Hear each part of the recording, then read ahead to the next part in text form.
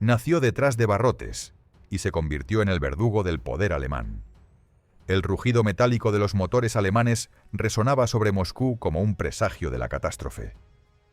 Era junio de 1941, y la ofensiva del aparato militar alemán había irrumpido en la Unión Soviética con una velocidad casi sobrenatural. Las pistas de aviación ardían como antorchas, mientras centenares de aviones soviéticos, muchos de ellos modelos que ya parecían reliquias del pasado, quedaban reducidos a restos carbonizados sin haber alcanzado siquiera los primeros metros de despegue. La Fuerza Aérea Soviética, sorprendida y abrumada, comprendía que estaba luchando contra un enemigo que operaba con una tecnología y una organización que superaban ampliamente todo lo que tenían disponible. Y sin embargo, en un lugar donde nadie pensaría encontrar la salvación, un hombre observaba los acontecimientos desde detrás de los barrotes de una celda. En la prisión moscovita de Butyrka, un edificio gris envuelto en ecos de pasos, órdenes secas y puertas metálicas, Andrei Tupolev, uno de los ingenieros aeronáuticos más brillantes de la historia soviética, aguardaba su destino. Había sido encarcelado bajo acusaciones inventadas, víctima del mismo sistema que ahora necesitaba desesperadamente su genio. Desde la pequeña ventana enrejada de su celda, Tupolev veía tan solo fragmentos de cielo y los contornos de una ciudad que empezaba a prepararse para el mayor desafío de su existencia. Mientras tanto, en el Kremlin, los altos mandos de la Fuerza Aérea debatían con una mezcla de urgencia y desesperación. Sus cazas eran demasiado lentos, sus bombarderos demasiado vulnerables y su infraestructura aérea demasiado rígida para enfrentar a un enemigo que avanzaba en oleadas coordinadas, rápidas y devastadoras. Lo que necesitaban era un bombardero mediano completamente nuevo, rápido como un caza monoplaza, capaz de transportar cargas pesadas, resistente a daños y adaptable a cualquier tipo de misión. Una máquina que pudiera sobrevivir en un cielo dominado por enemigos más ágiles y mejor armados. El problema era que el único hombre capaz de diseñar semejante avión estaba en ese mismo momento encerrado bajo acusaciones absurdas. Y aún así, el Estado que lo había condenado no dudó en recurrir a él. Lavrenti Beria, jefe del NKVD, había creado un sistema perverso pero eficaz. Las charashkas, prisiones laboratorios, donde los científicos más valiosos trabajaban bajo vigilancia armada, obligados a contribuir al esfuerzo del Estado que los mantenía tras las rejas. Era un entorno surrealista donde los bocetos se realizaban bajo la mirada de guardias armados, donde los cálculos aeronáuticos se mezclaban con el eco de las llaves que resonaban en los pasillos. Tupolev fue convocado ante Beria. A pesar de su situación desesperada, tuvo la audacia de contradecirlo cuando el comisario exigió un bombardero pesado de 4 motores. Con serenidad calculada, Tupolev expuso que la guerra moderna exigiría un aparato rápido, de 2 motores, capaz de atacar, retirarse y volver a atacar antes de que el enemigo pudiera organizar una defensa efectiva. Lo sorprendente es que Beria aceptó la propuesta, tal vez por lógica, tal vez por cálculo político, o tal vez porque reconoció que aquel hombre encadenado seguía siendo indispensable. Así comenzó uno de los proyectos aeronáuticos más extraños de la Segunda Guerra Mundial. En un ambiente donde cada error podía costar la libertad o incluso la vida, un equipo de ingenieros prisioneros se reunió para crear una máquina que tendría el poder de cambiar la guerra. No podían firmar sus propios diseños, pues todo pertenecía al Estado, y vivían bajo una vigilancia que no dejaba descansar ni un solo pensamiento. Aún así, aquellos hombres trabajaban con una intensidad que desafiaba lo razonable.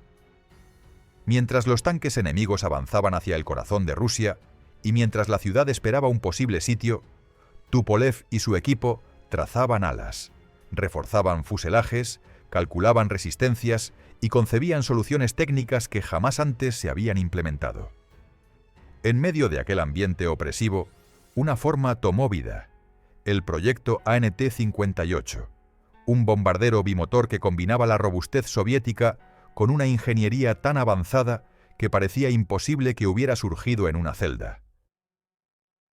Y así, Mientras Moscú se oscurecía bajo las sombras de un enemigo imparable, un grupo de prisioneros trabajaba contrarreloj para ofrecer a su país un arma que aún nadie imaginaba, pero que pronto se convertiría en una pesadilla para el poder alemán. El destino del frente oriental, sin saberlo, ya había empezado a cambiar entre las paredes de una prisión. Cuando el proyecto tomó forma dentro de la Sharashka, recibió un nombre frío: Aeronave 103, designación interna ANT-58. Detrás de aquel código se escondía un concepto radical para la época. En lugar de un bombardero pesado de 4 motores, Tupolev y su equipo diseñaron un monoplano metálico de ala media, esbelto y compacto, con 2 motores, pensado para volar tan rápido como un caza y cargar bombas como un avión mucho mayor. En las mesas de dibujo, rodeadas de alambre de púas y de miradas vigilantes, los ingenieros ajustaban perfiles de ala y reforzaban secciones del fuselaje. Buscaban una bodega de bombas amplia, integrada en una estructura lo más limpia posible, sin protuberancias que frenaran al avión. El objetivo era simple de formular y difícil de lograr: un bombardero capaz de entrar, golpear y salir antes de que las defensas enemigas reaccionaran. El corazón de la máquina serían 2 motores Mikulin AM-37, de tipo IM-12, refrigerados por agua, con alrededor de 1.400 caballos de fuerza cada uno. Sobre el papel, aquella combinación de potencia y aerodinámica prometía algo que ningún bombardero soviético había ofrecido hasta entonces: la posibilidad de operar a gran velocidad a baja y media altura, donde el fuego antiaéreo y los cazas enemigos solían resultar mortales para los modelos más lentos. Para un equipo que trabajaba bajo amenaza continua, la idea de crear una aeronave así era también una forma de reivindicar su propio valor. A finales del invierno, todo estuvo listo para la primera prueba real. El 29 de enero de 1941, el prototipo ANT-58 se alineó en una pista cubierta por nieve compactada. Técnicos y oficiales observaban en silencio mientras el piloto de pruebas Mikhail Nuktinov se acomodaba en la cabina. Los motores rugieron, levantando una nube de hielo y humo, y el avión comenzó a rodar hasta que las ruedas dejaron de tocar el suelo y la silueta metálica se elevó en un cielo pálido de invierno. El vuelo duró poco, pero bastó para confirmar los cálculos. El ANT-58 era estable, respondía con suavidad a los mandos y dejaba sentir una reserva de potencia prometedora. Al aterrizar, Nuktinov habló de pequeños ajustes en el tren de aterrizaje y en la respuesta de los mandos, nada que pusiera en duda el diseño. Para los hombres que vivían entre barrotes, aquella primera toma de contacto con el aire fue una victoria silenciosa que demostraba que su trabajo no estaba siendo en vano. Los cambios se introdujeron con rapidez. En mayo de ese mismo año despegó el segundo prototipo, con una cabina delantera más amplia y una torreta de cola revisada para mejorar la defensa trasera. El comportamiento en vuelo fue aún mejor. El aparato subía con decisión, mantenía buenas velocidades de crucero y ofrecía una plataforma muy estable para el bombardeo. Aquella configuración se convertiría en la base del futuro Tu-2, aunque entonces casi nadie imaginaba hasta dónde llegaría ese avión. La fase de producción, sin embargo, chocó de frente con la realidad de la guerra. Apenas una veintena de ejemplares salieron de la línea de montaje antes de que la fábrica recibiera una orden inapelable. Era necesario cambiar a la fabricación de cazas Yakovlev-Yak, uno para intentar frenar las oleadas de aviones alemanes. El bombardero de Tupolev quedó relegado, no por falta de calidad, sino porque la prioridad absoluta era disponer de cazas en el menor tiempo posible. Desde la Sharashka, Tupolev se negó a aceptarlo como un final. Siguió revisando cada plano, simplificando elementos de la estructura y mejorando accesos para el mantenimiento. Rediseñó la cabina delantera para que fuera más funcional. Recolocó puestos de observación y optimizó la distribución de combustible y armamento. El objetivo era claro: que cuando la industria pudiera retomar la producción, el avión estuviera listo para salir en serie sin perder tiempo en modificaciones. El Tu-2 definitivo ofrecía prestaciones impresionantes. Su velocidad máxima superaba los 600 km/h. Su alcance se acercaba a los 2.000 kilómetros y podía operar a alturas próximas a los 9.000 metros. La estructura era lo bastante robusta como para soportar maniobras agresivas, y la tasa de ascenso le permitía abandonar con rapidez las zonas más peligrosas tras lanzar las bombas. La tripulación estándar se componía de 4 hombres: un piloto, un navegante, un artillero y un operador de radio, con posibilidad de adaptar posiciones y armamento según la misión. El Tu-2 admitía distintas combinaciones de ametralladoras, cañones y bombas, e incluso torpedos en ciertas variantes. Podía actuar como bombardero en picado, como avión de apoyo cercano o como plataforma de reconocimiento, lo que en la práctica lo convertía en un verdadero multirol en una época en la que ese término aún ni siquiera se utilizaba. En el otoño de 1942, cuando los combates en el frente oriental alcanzaban su punto más sangriento, los primeros Tu-2 operativos fueron enviados por fin a una unidad de bombardeo para entrenamiento intensivo. Los pilotos que se sentaron por primera vez en su cabina venían de volar aviones lentos, pesados y mal defendidos. Al empujar las palancas de potencia y sentir cómo el bombardero respondía con la agilidad de un caza, muchos entendieron que estaban ante algo completamente distinto a todo lo que habían conocido. Cada despegue de prueba, cada aproximación simulada al objetivo y cada aterrizaje en pistas improvisadas reforzaban la misma conclusión. El avión concebido entre barrotes ya no era un proyecto de laboratorio, sino una herramienta lista para el combate. Solo faltaba una cosa: enviarlo al frente y dejar que hablara el fuego real. El Tu-2 estaba preparado para su bautismo de fuego, y el cielo del este de Europa iba a descubrir muy pronto de qué era capaz. Cuando los primeros Tu-2 llegaron a una unidad operativa, el ambiente era de tensión absoluta. Las batallas en el frente oriental se intensificaban día tras día, y cada piloto sabía que cualquier ventaja técnica podía significar la diferencia entre volver a la base o convertirse en un número más en el interminable registro de bajas. Los bombarderos recién llegados, todavía desconocidos para la mayoría, fueron recibidos con una mezcla de curiosidad y esperanza contenida. Los oficiales querían resultados rápidos, los pilotos querían sobrevivir. La Fuerza Aérea necesitaba desesperadamente un avión que pudiera resistir el castigo constante del combate real. El destino quiso que el primer escenario de prueba fuese la región de Veliki Luki durante el otoño de 1942. La ciudad y sus alrededores habían sido transformados en un nudo defensivo por las fuerzas alemanas, que utilizaban carreteras y líneas ferroviarias para alimentar posiciones en toda aquella franja del frente. Los Tu-2, aun siendo pocos en número, fueron asignados a misiones directas contra estos objetivos vitales. No se trataba de grandes formaciones ni de ataques masivos. Era cuestión de precisión, velocidad y contundencia. El primer grupo de pilotos que ascendió a bordo describió el instante de despegue como una liberación. La máquina se elevaba con seguridad incluso cargada, respondía a los mandos de manera firme y no mostraba la torpeza habitual de los bombarderos soviéticos más antiguos. La sensación de control era nueva para muchos de ellos.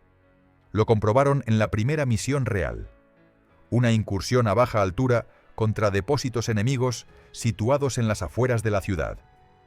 A medida que se acercaban al objetivo, la artillería antiaérea alemana abrió fuego con intensidad. Sin embargo, la elevada velocidad del Tu-2 dificultaba el ajuste de los proyectiles, y la robustez de su estructura absorbía impactos que habrían destruido a otros aparatos. Las bombas cayeron con precisión, provocando explosiones en cadena y nubes densas de humo que cubrieron el área. El regreso a la base confirmó lo que los cálculos habían sugerido. Los daños eran visibles, pero la aeronave seguía siendo plenamente operativa.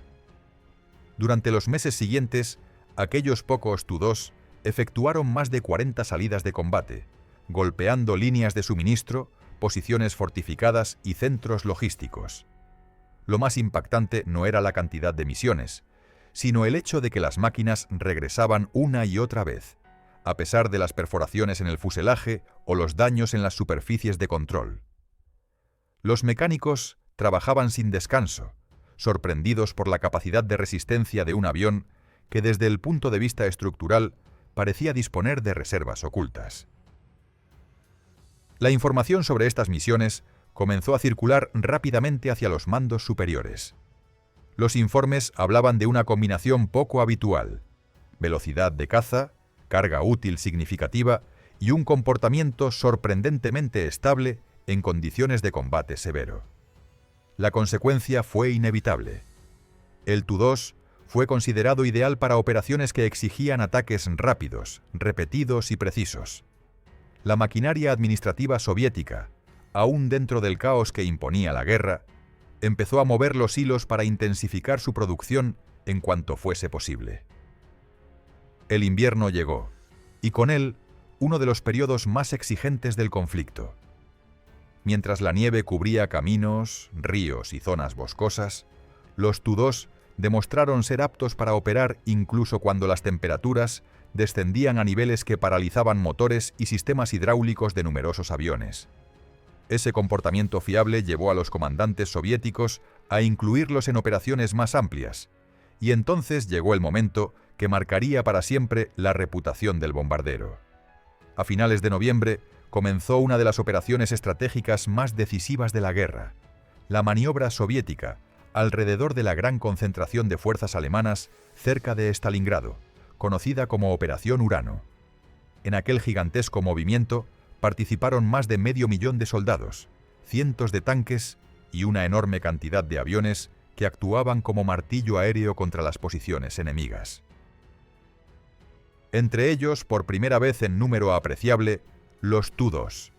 Su función era crítica: atacar centros de comunicación, depósitos de municiones, carreteras congeladas, donde circulaban los convoyes de abastecimiento y aeródromos desde los que se intentaba mantener un puente aéreo para sostener a las tropas alemanas. La capacidad del Tu-2 para acercarse a gran velocidad y lanzar bombas con precisión permitió que muchas de estas instalaciones quedaran inutilizadas en cuestión de horas. Varias pistas de aterrizaje esenciales fueron convertidas en superficies irreconocibles tras las incursiones repetidas de estos bombarderos, lo que aisló completamente a las fuerzas alemanas que se encontraban atrapadas. Con cada día que pasaba, el cerco se estrechaba. Las fuerzas enemigas, incapaces de recibir suministros, comenzaron a desmoronarse bajo el peso combinado de las ofensivas terrestres y los ataques desde el aire. El Tu-2 participó activamente en la fase final de aquella gigantesca operación, golpeando carreteras, hangares y posiciones defensivas que intentaban mantener un último canal de resistencia. Cuando finalmente la guarnición enemiga se vio obligada a rendirse, los comandantes soviéticos analizaron la contribución de cada elemento de la operación. Los informes coincidían. Los Tu-2 habían cumplido una función esencial al cortar rutas de abastecimiento, destruir aeródromos y neutralizar intentos de evacuación.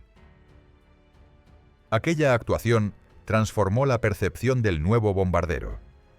Ya no era un producto experimental surgido de circunstancias improbables. Era un instrumento probado, fiable y extraordinariamente eficaz. En los meses que siguieron, el empleo del Tu-2 continuó creciendo. Nuevas unidades comenzaron a pedirlo de forma expresa. Los pilotos relataban cómo podían lanzarse en picado sobre un objetivo y recuperar altitud con rapidez, algo que muy pocos bombarderos podían hacer con seguridad. Del mismo modo, los daños sufridos en combate rara vez convertían a la aeronave en una pérdida definitiva. La estructura soportaba impactos que habrían sido fatales para otros modelos, y esa resistencia alimentaba la confianza de las tripulaciones. Los resultados, sumados al éxito logrado en Stalingrado, convirtieron al Tu-2 en uno de los bombarderos más solicitados del arsenal soviético. El próximo paso lógico sería aumentar su producción y preparar nuevas variantes capaces de adaptarse a un número aún mayor de misiones. Y así, mientras el frente avanzaba poco a poco hacia el oeste, el avión concebido en una celda se encaminaba a convertirse en una pieza clave en la larga marcha hacia territorio alemán. El éxito del Tu-2 durante las operaciones del invierno soviético transformó la percepción que los mandos tenían sobre aquel bombardero nacido en circunstancias tan inusuales. Ya no se trataba de un experimento prometedor que había superado algunas pruebas difíciles. Era una herramienta probada en combate, capaz de soportar intensos ataques antiaéreos, operar con fiabilidad en temperaturas que paralizaban a muchos otros aviones y llevar a cabo misiones que exigían precisión y rapidez. Con estas conclusiones sobre la mesa, el liderazgo soviético tomó una decisión evidente: incrementar su producción y preparar variantes que pudieran responder a necesidades crecientes del frente. La medida más relevante fue la reapertura de una planta de producción en la ciudad siberiana de Omsk. Aquella fábrica, que había permanecido inactiva, fue reactivada de forma acelerada para concentrarse casi exclusivamente en la construcción del Tu-2. La urgencia con la que se organizó el proceso daba una idea del papel que se esperaba que el bombardero desempeñara en los meses siguientes. Ingenieros, técnicos y trabajadores recién llegados de otras regiones fueron distribuidos por los hangares, mientras las líneas de montaje se reorganizaban con una rapidez poco común, incluso en tiempos de guerra. En paralelo, Andrei Tupolev, que ya había sido liberado gracias a la importancia demostrada por su creación, comenzó a trabajar en perfeccionamientos orientados a aumentar aún más la fiabilidad y reducir el tiempo de producción. Fruto de estas mejoras, surgió la variante Tu-2S, una versión simplificada y optimizada, cuyo primer vuelo tuvo lugar en agosto de 1943. Este modelo incorporó motores H-82FN de inyección directa de combustible con alrededor de 1.850 caballos de fuerza, lo que permitió mantener altas velocidades incluso en configuraciones con cargas pesadas. Aquella variante se convirtió rápidamente en la base de la producción masiva. El momento de su entrada en servicio coincidió con una etapa crucial del conflicto. A medida que el ejército soviético recuperaba territorios, las fuerzas alemanas se iban replegando hacia líneas defensivas cada vez más fortificadas. El frente se volvió un terreno plagado de posiciones reforzadas, centros de almacenamiento de suministros y nudos ferroviarios que permitían reorganizar retiradas y refuerzos. Golpear estos puntos con precisión era esencial para impedir que el enemigo estabilizara sus defensas. Y el Tu-2 era, sin duda, uno de los instrumentos más efectivos para esa tarea. A lo largo de 1944, los bombarderos equipados con esta nueva variante se incorporaron a misiones cada vez más complejas. Una de ellas fue la campaña para neutralizar posiciones clave en torno a Kustrin, una ciudad situada en un punto estratégico al este de Berlín. El control de aquella zona permitía abrir corredores para el avance soviético y bloquear posibles contraataques alemanes. Los ataques fueron meticulosos. Los Tu-2 se aproximaban en formaciones bien entrenadas, coordinando su entrada en el área con cazas de escolta Yak-3 y la 7 que despejaban el cielo de posibles interceptores enemigos. Los pilotos descubrieron pronto que, incluso en aquellas misiones contra objetivos fuertemente protegidos, el bombardero ofrecía un comportamiento fiable. El fuselaje resistía el impacto de metralla y proyectiles, y la potencia de los motores le permitía escapar del alcance de las baterías antiaéreas con maniobras rápidas. Las tripulaciones, cada vez más experimentadas, ajustaban la altitud de aproximación y el ángulo de caída de las bombas, con una precisión que sorprendió a los observadores de tierra. En más de una ocasión, grupos enteros de defensas alemanas quedaron inutilizados tras los ataques concentrados. Algo similar sucedió en los alrededores de Königsberg, otro punto fortificado que los soviéticos necesitaban neutralizar para controlar la región oriental de Prusia. Allí, las defensas alemanas habían sido reforzadas de manera considerable, y se esperaba que cualquier avión atacante sufriera daños severos. Sin embargo, la combinación de velocidad, capacidad de maniobra y resistencia del Tu-2 permitió que las formaciones entraran y salieran del área con un nivel de pérdidas sorprendentemente bajo. Las bombas destruyeron depósitos de combustible, refugios de artillería y estructuras que sostenían la logística enemiga en aquella parte del frente. Con cada incursión, La reputación del bombardero aumentaba. Los pilotos relataban que, incluso en enfrentamientos contra interceptores alemanes más modernos, el Tu-2 era capaz de mantener trayectorias limpias y recuperar velocidad después de maniobras inclinadas. En ocasiones, aviones enemigos se acercaban lo suficiente como para intentar derribarlos, pero la coordinación entre los artilleros traseros y los cazas soviéticos lograba repeler la mayoría de los ataques. La experiencia acumulada en cientos de misiones daba a las tripulaciones una confianza que se reflejaba en una mayor eficacia durante los bombardeos. Hacia el final de 1944, el frente oriental había cambiado radicalmente. El poder alemán ya no avanzaba. Se veía obligado a retroceder a través de territorios que había controlado durante años. Las líneas defensivas se rompían una tras otra, y en muchos casos, los bombardeos de precisión del Tu-2 eran determinantes para desorganizar los movimientos enemigos. Los informes operativos soviéticos mencionaban repetidamente al bombardero como un instrumento fiable que actuaba de manera eficiente en misiones prolongadas y bajo condiciones de combate especialmente exigentes. Al comenzar 1945, la ofensiva soviética se desplazó hacia el objetivo más simbólico y decisivo, la capital del poder alemán. Las tropas avanzaban por territorios devastados, y la Fuerza Aérea se preparaba para apoyar el asalto final. En esta etapa, el Tu-2 ya no era una novedad. Era una pieza fundamental del engranaje militar soviético. Sus formaciones se integraban en operaciones planificadas al detalle, combinando impactos en puntos resistentes, interrupción de líneas ferroviarias y destrucción de emplazamientos defensivos.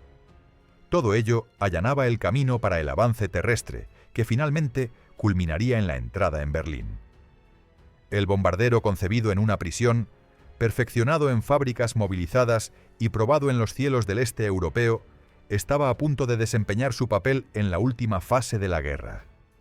Lo que comenzaría entonces marcaría el desenlace definitivo del conflicto. Con el inicio de la primavera de 1945, las fuerzas soviéticas se acercaban a las últimas líneas defensivas alrededor de Berlín.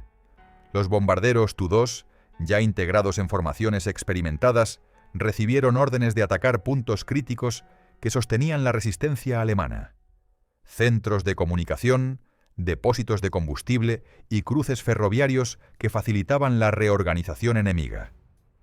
Cada misión se planificaba con precisión, y las tripulaciones operaban con la seguridad que les otorgaba un avión capaz de entrar en zonas peligrosas y retirarse antes de que las defensas reaccionaran plenamente. A medida que el cerco terrestre se intensificaba, los Tu-2 actuaron como un martillo aéreo que agotaba la capacidad de respuesta alemana. Volaban en parejas o en grupos de mayor tamaño, siempre con escolta de cazas Yak 3 o la 7, que mantenían a raya los pocos interceptores enemigos aún operativos. Incluso en los bombardeos contra posiciones urbanas fortificadas, donde el fuego antiaéreo era especialmente denso, el Tu-2 continuó demostrando su resistencia. Regresaba a base con daños visibles, pero con la estructura lo bastante íntegra como para ser reparada y volver al combate pocas horas después. Tras la caída de Berlín, la atención soviética se desplazó de inmediato hacia el extremo oriente. Japón aún mantenía una fuerza considerable en Manchuria, y la campaña contra el ejército de Kwantung exigía apoyo aéreo capaz de actuar en regiones montañosas y distantes. Varias unidades equipadas con Tu-2 fueron trasladadas a aeródromos del este, donde comenzaron a operar en misiones de bombardeo táctico, ataque a posiciones fortificadas y apoyo directo a las tropas terrestres. El rendimiento fue tan sólido como en Europa. El bombardero podía acercarse rápidamente al objetivo, lanzar su carga y retirarse sin ofrecer al enemigo una ventana de reacción efectiva. Con el fin de la guerra en Asia, el Tu-2 pasó a desempeñar un papel fundamental en la Fuerza Aérea Soviética de posguerra. Su robustez, capacidad de carga y comportamiento estable lo convirtieron en una plataforma ideal para recibir modificaciones.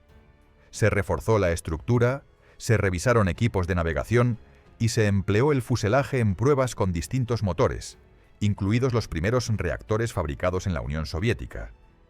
Aunque la aparición de nuevas tecnologías pronto marcaría el rumbo hacia aeronaves completamente diferentes, el Tu-2 se mantuvo relevante durante varios años. Al mismo tiempo, el bombardero comenzó a extenderse entre los aliados del bloque socialista.